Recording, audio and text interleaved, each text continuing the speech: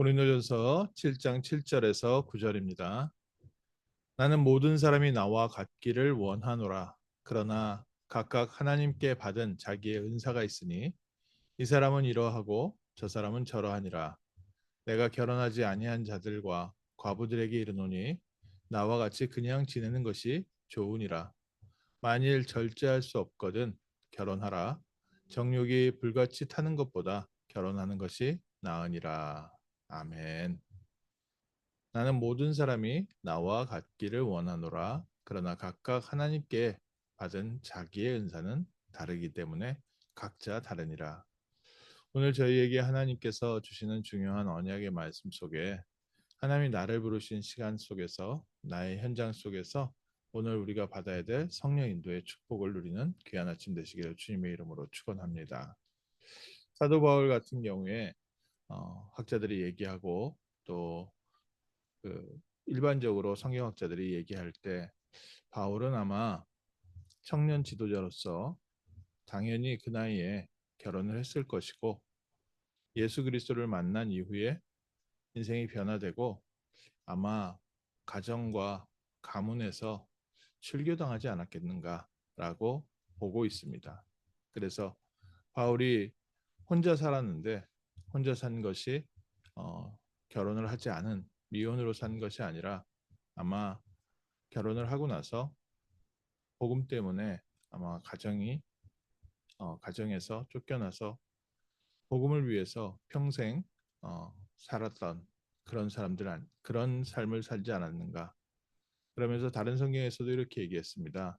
베드로와 같이 여인들과 같이 다닐 수도 있으나 그래서 다른 사도들 같은 경우에는 부인과 사모님과 함께 사역을 다녔는데 바울은 혼자서 다녔던 기록이 있습니다. 그리고 자기의 전도팀과 함께 다녔던 글이 있습니다.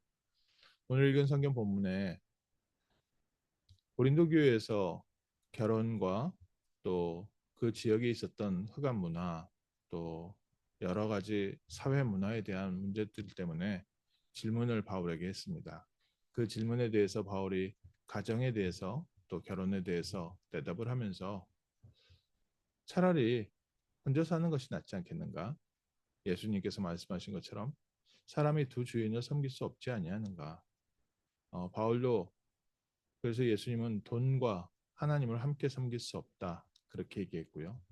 바울도 얘기하기를 부인을 아내를 즐겁게 하기 위한 사람이 어떻게 하나님을 위해서 헌신할 수 있겠는가? 또 아내도 남편을 위해서 남편을 즐겁게 해야 되는데 어떻게 온전히 하나님을 섬길 수 있겠는가?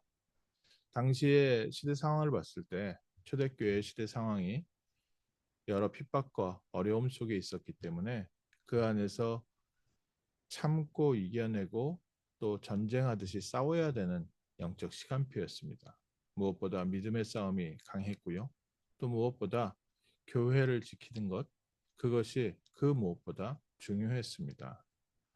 만약에 가정과 교회를 지키는 것에 갈등이 생겼을 때 그때 어떻게 해야 되겠습니까? 많은 불신 가정에도 이런 일들이 있습니다. 불신 가정에서 예수를 처음 믿든지 아니면 불신자와 결혼을 해서 가정에 들어갔는데 그 가정에서 교회 가는 것을 반대했을 때, 신앙생활하는 것을 반대했을 때, 그러면 거기서 싸워서 어떻게 우리가 이겨야 되겠는가? 정말 우리가 그것을 위해서 갈등하고 싸우고 하는 일들, 또 그 가정에 내일 다음 주에 또 저희가 보겠지만 그 가정에 있는 영적 문제를 꺾고 싸워서 이기는 그 가정에 있는 영적 문제를 이기는 싸움도 있지만 그것에 우리의 모든 영적인 에너지를 또 우리의 시간을 우리의 관심을 다 쏟아버린다면 하나님께서 우리에게 맡기신 귀한 현장을 살리는 복음 운동에 우리가 어떻게 시간을 쓸 수 있겠는가?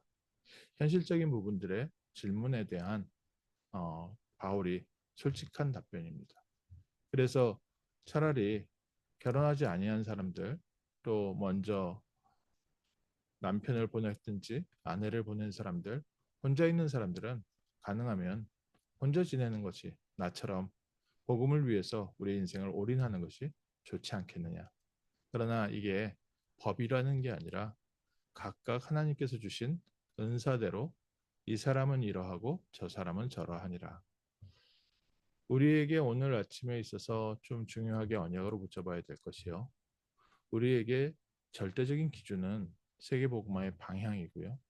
그 안에서 하나님은 각자를 지체로 부르시고 우리를 각자의 필요한 자리에 두시고 또 우리의 시간표와 또 우리에게 맡기신 현장이 각각 다릅니다. 그 맡긴 현장을 위하여 하나님 우리에게 은사를 주시고 또 은혜를 주시고 그리고 그 안에서 우리를 통해서 일하고 있습니다. 공사장에서 공사를 할 때 여러 가지 도구가 많이 필요합니다. 가장 공사장에서 많이 쓰는 도구가 뭐겠습니까? 그게 다른 겁니다. 망치와 같은 그런 도구가 있고요. 또 톱과 같은 도구가 있고 굴삭기와 같은 큰 중장비가 있고 또 작은 삽이 있습니다. 무엇이 좋은 장비겠습니까? 현장에 그 시간표에 그 자리에 필요한 장비가 가장 좋은 장비입니다. 저희는 비싸고 크고 좋으면 무조건 좋은 것다라고 일반적인 기준을 가지고 얘기할 때가 많이 있습니다. 그런데 집을 하나 짓는데도 망치는 망치의 역할을 해야 되고요. 톱은 톱의 역할을 해야 되고 또 삽은 삽의 역할을 하는 겁니다. 군대에 가면요. 한국 군대 같은 게 특히 뭐 법이 없지 않습니까? 무조건 시키는 것을 해내야 됩니다. 그러다 보니까요. 삽 한 자루 갖고 있으면요. 삽으로 땅을 파기도 하고 삽으로 못을 받기도 하고요. 심지어 그 야외 나가서 그 저희가 일을 하다가 진지 보수 공사 같은 걸 하다가 뭐 식기나 이런 것도 제대로 없으면 그 삽 씻어가지고요. 삽 위에다가 음식 올려놓고 거기다 데펴 먹기도 합니다. 삽 하나의 기능이요. 얼마나 다양한지 모릅니다. 심심하면 삽타기라고 해가지고요.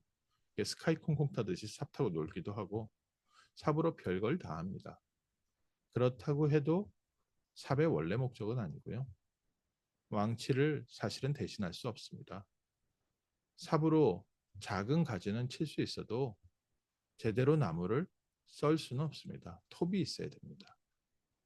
하나님께서 우리에게 맡기신 현장은 너무 소중한 곳에 있고 아름다운 곳에 있고 하나님께서 우리에게 맡기신 현장을 위하여 우리 각각에게 주신 은사가 서로 다릅니다.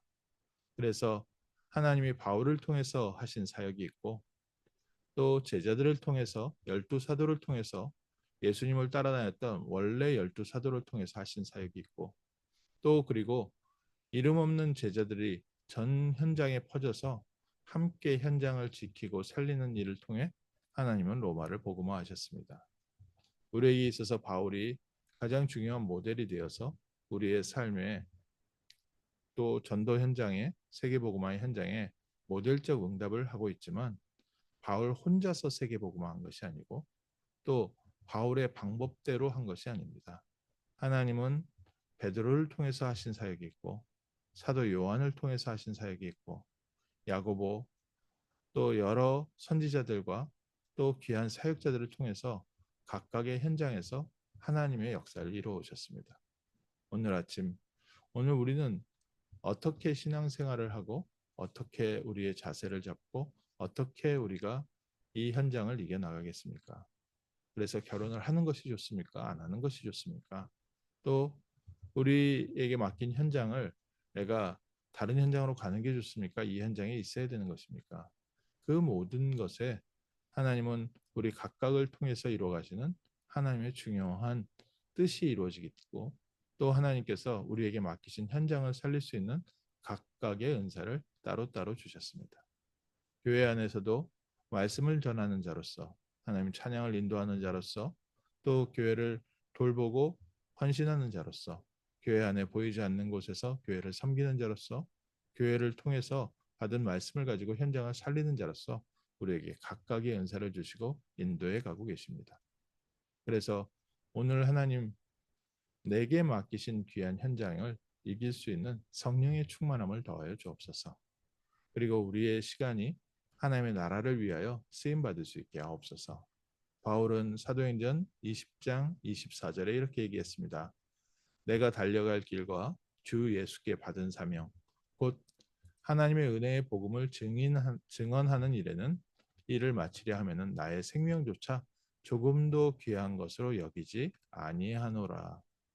하나님께서 우리에게 주신 평생의 언약이 있고 그 언약을 이루어 가시는데 우리의 모든 관심을 두고 그리스도를 바라보고 집중한다면 오늘 우리는 파도가 치는 물 위도 걸어갈 수 있는 줄 믿습니다.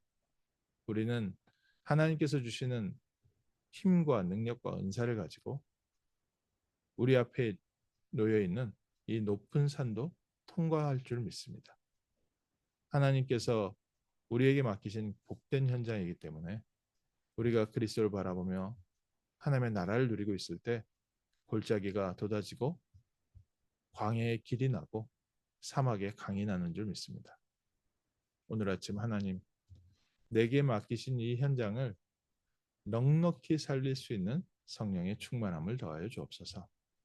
하나님이 바울과 함께 하시고 바울에게 하나님의 은사로 바울에게 맡기신 언약이 성취되었던 것처럼 하나님은 오늘 우리에게 주신 21세기 세계복음화에 또 우리 가정과 우리 지역 또 우리에게 맡기신 귀한 렘넌트들을 위하여 하나님 바울처럼 성령의 충만함을 누리게 하시고 하나님 이 현장을 살릴 수 있는 하나님의 은사가 하나님의 손에 쓰임 받아서 생명 살리는 복된 하루 되게 하옵소서. 우리의 믿음 회복시켜 주시고 우리의 마음속에 새 힘을 더하여 주옵시고 우리 육신 가운데도 우리의 삶 속에도 하나님의 나라 임하게 하셔서 가는 곳마다 그리스도의 빛이 비춰지게 하시고 가정이 살게 하시고 어둠과 죄와 저주와 지옥 권세 사단의 권세가 떠나게 하시고 가난과 무능이 떠나가는 시간 되게 하시며 하나님이 예비하신 축복된 생명의 만남 제자와의 만남 있는 복된 하루 되게 하옵소서. 하나님이 우리에게 주시는 각각의 은사대로 우리에게 맡기신 현장을 살리는 승리의 날 될 줄 믿습니다. 기도하겠습니다. 하나님 저희에게 하나님의 나라를 알게 하시고 하나님 자녀의 신분과 권세를 알게 하시고 하나님께서 함께 하시는 비밀을 누리는 축복을 알게 하심을 감사합니다. 이 시간 먼저 하나님께서 우리를 부르신 성령의 충만함과 또 축복의 자리를 확인하는 시간 되게 하시고 하나님의 형상과 하나님의 능력이 회복되어지게 하옵소서. 우리 가운데 빛이 비춰지게 하시고 하나님의 나라가 회복되어지게 하셔서 우리 가정에 또 우리 지역에 또 우리 귀한 렘넌트들에게 그리스도의 빛이 비춰지는 날, 또 하나님께서 우리에게 맡기신 복된 현장을 살릴 수 있는 넉넉한 힘을 없는 복된 아침 되게 하시고 오늘 가는 곳마다 제자가 세워지게 하시고 하나님의 나라 임하게 하시고 하나님의 언약이 성취되는 축복된 여정 되게 하옵소서. 오직 그리스도를 바라보며 넉넉히 승리하는 승리의 날 되게 하옵소서. 주 예수 그리스도 이름으로 기도합니다. 아멘.